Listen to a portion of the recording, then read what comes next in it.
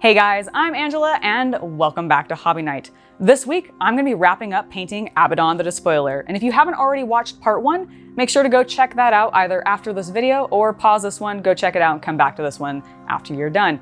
But I'm really excited for this next portion because I'm going to be treating this painting video a little bit differently than I do my other videos.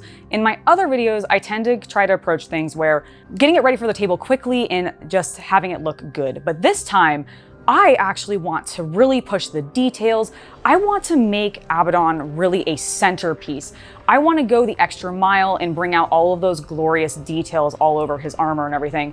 So I'm really excited for this episode. I hope that you guys are too. Without further ado, let's finish up Abaddon the Despoiler. I wanted to approach Abaddon a bit differently than I have before. And so I'm going to be using all the techniques that I've sort of learned and gathered as I've gone through my painting journey with you guys on Hobby Night. So we're going to be starting off with getting all of these pieces off of him and just having the single miniature ready to go so we can get some paint on him.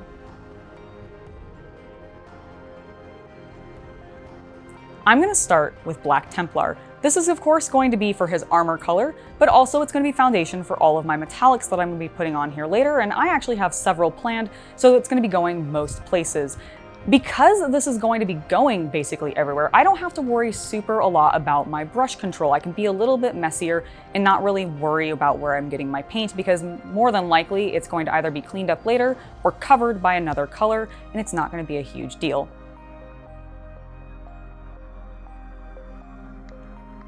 Next, like I did in part 1 when I was painting the, what was it called? The torture rack, or not the torture rack, the trophy rack that he had on his back, I'm also going to be mixing up 1 part of Stormhost silver and 1 part Liberator gold to go ahead and get the sort of soft goldish silver color tone that I'm using for my trim color on Abaddon.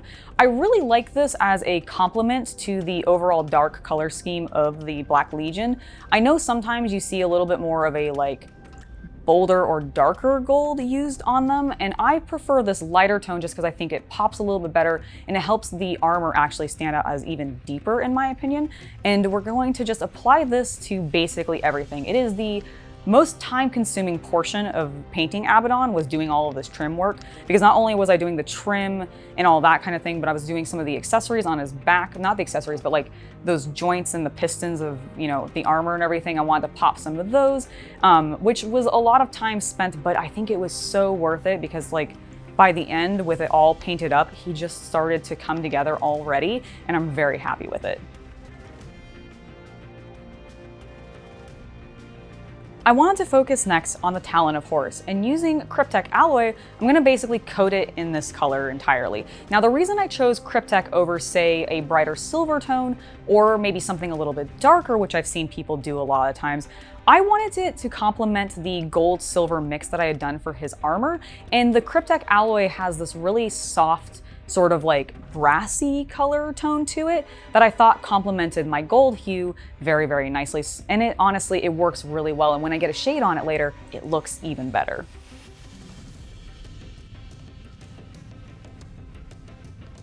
Oh, hey, didn't see you guys there. Well, while you're here, don't forget to like, subscribe, and share the video. For the rest of the metal bits on both his armor and any of his like chains or anything hanging off of him, we're going to be applying a bit of Leadbelcher. I wanted to tie back in the color tone that I'd used on the base because I'd done that on the sconson for the torch and a couple of the bullet casings and everything and a few other bits. So I want to tie that back in, add it to his armor and help differentiate it, but have it be dark so that it blends a little bit more with that Black Templar color, say over the trim and the talon. He is looking so good so far. I am exceptionally pleased with how all of my metallics have gone, which is very rare for me to say because I don't normally like the raw look of metallic paint on a figure before it's like been shaded. But I think because I've used a couple of different tones sort of mixed in with each other, and there's that pop of all the dark color tone of the armor, it's just, he's looking great and I love him. But now I do think it's time to start shading some of those metals. And we're gonna start with the Talon of Horus. And we're going to use Nuln oil on this. I wanted to differentiate the shades that I'm using on all of the metals in the same way that I differentiate them on various pieces of him. So for the Cryptek alloy, it's going to get the Nuln oil. Now I do want to point out, I go a little bit heavier on the Nuln oil wash, do a couple of different layers on specifically his palm, because I really want those deep recessed areas to stand out and have a little bit of a color change between the actual sharp blades, which I imagine he maintains a little bit more than the wear and tear that is going to happen on the palm from him gripping things. I'm going to use Basilicanum Gray to shade all of the portions that I painted in Leadbelcher. I just tend to like this as a better color match to Leadbelcher. The gray tone of Basilicanum complements the color tone of Leadbelcher very, very well, pushes back the metallic, but you don't really lose anything or actually change the color, which is really what I was going for. For all of that gold trim that I put down, I'm going to be pulling out Cryptek Armorshade Gloss. I absolutely love this shade. It's a little finicky. I find that I always have to water it down pretty heavily to really get it to flow and sit the way that I want it to, but it adds this like warmth back to my golds that I just absolutely love. And I really like this combo of the paler, more silvery gold base coat with this sort of warmer, richer, almost yellowish, like hinted shade. It's perfect. I love it. And it really, really starts to bring out all of like the faces and like details in his armor. Now that most of my dark colors and my metallics are all done, I feel confident enough to go forward and do any cleanup that I might need to using a bit of gray Seer out of the pot and just tidying up any places where I might have smudged some color I didn't want it. I'm ready to add some color to Abaddon, and to start, I'm going to be applying Blood Angel's Red to not only the hilt of his sword, to his hair, that glorious top knot of his, as well as to that belt portion that he has on his stomach where the eye is. I wanted to complement what I had done with the flame, which is why I'm using Blood Angels over Fleshhta'ers, which I had used on the cloak. Don't worry, we're going to be using Fleshhta'ers in a little bit. But I thought this color would complement what I'd already done. It would give me a little bit of a distinct differentiation between what I put on his cape so that it didn't all just blend together as one sort of mass. And really, I don't know, I like both of those colors together. They work really well because they're kind of close, but just subtly different. It's beautiful and I love it. Speaking of Fleshhta'ers Red, we're going to apply this to the loincloth. I debated going darker, which is what the sort of box art for Abaddon has, but decided I wanted it to actually tie into his cape, and therefore Fleshhta'ers. Similarly, because I wanted to complement the casings that I had done on the base in part 1, I'm going to be using Iyanden yellow on the casings of the bullets that are being fed into the bolter attached to the Talon of Horus. I really debated going with an actual metallic for these because I'd already done a lot of metallic on him, but I wanted to actually tie in what I had done on the base because I thought that was important. It added some cohesion. And I do still like Iyanden yellow as a complement to, or as a non-metallic gold. And I think with some stuff that I'm going to be doing to it later, it's really going to work out. In order to help me feel a little justified in ever running Abaddon with my Death Guard, to basically add a little bit of color to the bullets to give those tips a little distinction, I chose to put some GRYPH-HOUND orange on there. Now, if you're not familiar, I use GRYPH-HOUND orange on my Death Guard's trim all of the time. I thought it was a nice little tie-in and worked well with the Iyanden yellow that I'd already put on the casings. I'll be applying Averland Sunset to both the slit in the eye on his shoulder piece as well as the just full eye portion on the belt. I wanted to do this so it would tie into the base again and that flame color that I'd put on there and just add a little bit more cohesion to the piece. It's time for me to pull out Skeleton Horde and apply it to that single skull that's hanging off the chain connected to his belt. We are now to the portion that has me probably the most anxious about painting Abaddon, and that is painting his face. We're going to start with a single layer of Rakarth flesh, which is sort of this nice reddish but muted skin tone that I've really gravitated towards for Chaos miniatures. I've used it on Kagura, I've used it on a couple other things in the past as well, and I'm going to be using it here on Abaddon. Next, I'm going to take 1 part contrast medium and 1 part Guilliman flesh and mix those bad boys together to basically get a thinned down version of this color. I like this because it softens the sort of reddish tone that Guilliman flesh has to be a little bit more pink, and that complements Rakarth flesh very well. So I'm going to apply this in 2 thin coats over top basically his entire face. While Abaddon's face is drying, I figured I would go ahead and shade everything that needed some Reiklands, which is primarily going to be the bullet casings and the tips of them, as well as the skull, honestly. There's not a whole lot that actually needs this color this time, whereas we used it a whole bunch on the part 1, but it works really well, and I just didn't want to use this on a face. I did actually think about using Reikland's Fleshshade over top Rakarth's, but the brownish tone, I don't know, it wasn't gonna go with what I was planning, and so I chose to do the Guilliman flesh thing, but Reikland still has its place.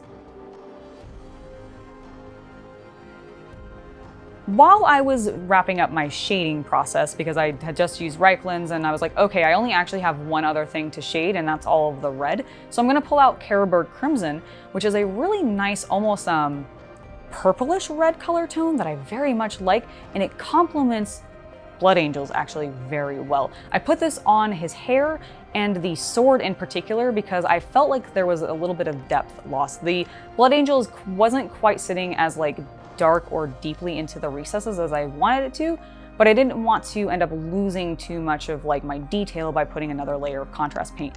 Hence why I went with the Carroburg Crimson. Okay. So we're back to his face. It's fully dry now. We're gonna pull out some Pallid Witch Flesh, which is a very just pale highlight color that I very much like. It sort of has a little bit of an undead theme to it, hence the name and everything, which is why I wanted to use it on Abaddon. And we're just going to glide my brush gently across all of the raised edges, in particular like his nose, his brow, maybe a little bit on his cheeks and everything, just to catch those edges and give ourselves a nice highlight and make his face stand out a little bold, like a little bit more boldly, which honestly, I'm very, very happy with how this went. The last time I tried doing edge highlighting on a face, it didn't go super well, and this time I think I nailed it. The shade on his hair did a wonder for what I was trying to go for, but it actually darkened it a little bit more than I wanted. So I'm gonna pull out a little bit of Wild Rider Red, which is this really, honestly, it's more just red-orange to me. I don't know why I know why they call it that, it's because it's named after something, but it's a really nice, just orange color tone that I think complements Blood Angels really well. So we're gonna do a quick dry brush on his hair and the sword, again, to sort of bring out some more details, add a little bit of highlights, and really just pop those portions of him. It's time to paint the blade of his sword. And for that, I wanted to go with the palest blue I possibly could, and that was Athermatic blue.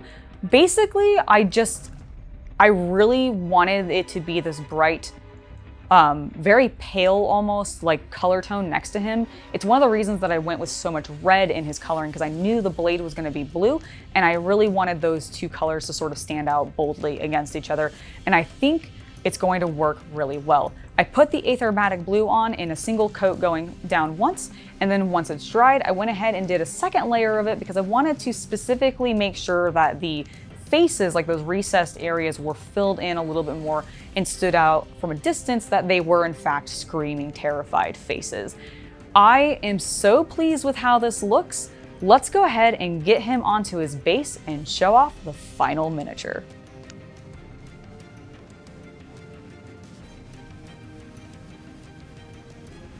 And here he is in all of his glory. And honestly, I have a hard time believing I actually painted this. I know I have video proof that I painted this, but the fact, like, seeing him done and just like to the level that I feel like I really was trying to accomplish with him, I'm so happy with how this figure turned out. It makes me really confident to go into some other, like maybe even larger figures, like say the Silent King. I'm feeling a little bit more confident about when Be'lakor comes out. I'm feeling a lot more confident about painting him. Even with Sigvald, like now I have a lot more confidence going into even when I paint him or something like that. But like Abaddon, he's a figure I've been sitting on for a really long time, and to actually have him finished is just really rewarding. Like he looks good. I'm very pleased with everything that I accomplished, but it's also just one of those characters that I feel like a lot of people like buy, but then sit on for a really long time because, you know, you don't have that confidence level to like do justice for him. And that was so me. Like I had this guy, I think for several years now, and I just kept debating it, kept like going, oh, I really want to have a painted Abaddon, but I just don't feel like I have the skill to do it. And I think that now, obviously, I do. Like with everything that I've done on this channel, with all of the painting videos that I've done, all of the painting I've done between then to just continue to practice and get better, it's all accumulated into this figure, and I am just so very pleased with how he turned out. Let me know what you guys think down below in the comments. Make sure to give this video a like or dislike to also let me know what you thought of it, and to share it with your friends if you thought it was good and an interesting tutorial and all of that. But I have been Angela, this has been Abaddon, and I will see you next week for another painting video and another news video. Thank you guys so much for watching. I will see you next time. Bye.